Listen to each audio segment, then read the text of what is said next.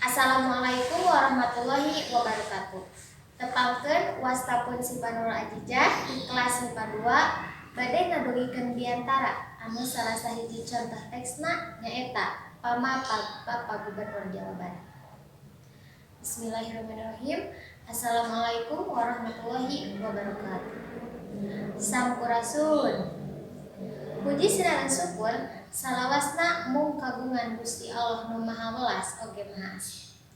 Kalayan rahmat sareng inayahna, alhamdulillah dina tahun 2011 ayeuna tiasa lumangsung Kongres Basa Sunda Salapan.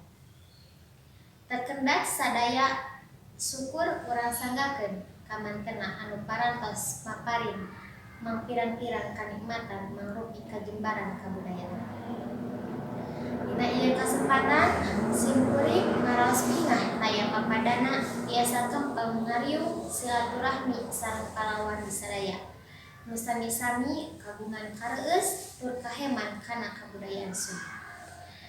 Salah sawios unsur budaya nu janten udagan urang sararea nyaeta basa.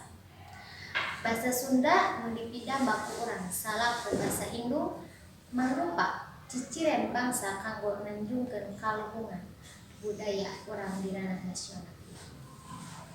Ukituna simkuring ngajak para wargi sadayana kanggo miara tur ngamumule basa Sunda. Di antarana ngalangkungan tarekah dilarapkeunna basa Sunda dina kahirupan sapopoe. Aplikasina dilarapkeun dina sagala widang saperti widang atikan, kasehatan, pertanian, ilmu bumi, psikologi, jeung nu lainna. Dipihareup tarekah kitu teh tiasa ngabantos kana pambangunan pemerintah Provinsi Jawa Barat. Muka unggul dina Peraturan Daerah Nomor 5 Tahun 2003 ngeunaan miara basa, sastra, jeung aksara daerah. Ku ayana akselerasi di sagala widang tiasa dijantenkeun pamecut kanggo nanjerkeun kabudayaan khususna dina widang basa, sastra, jeung aksara daerah. Nembongkeun prestasi enggoning ngahirup-hirupkeun miara tur ngamumule basa katut budaya Sunda. Simkuring miharep ku dilaksanakeunna kongres ieu bakal numbuhkeun rasa cinta kabudayaan Sunda. Anu salajengna bakal maparin pangaruh kanggo magehan kabudayaan nasional. Hal ieu tumali sareng tema kongres ayeuna nyaeta ngamumule basa magehan jati diri bangsa. Dina ngalaksanakeun pangwangunan diperogikeun upaya sedih rojong di sadayana pihak.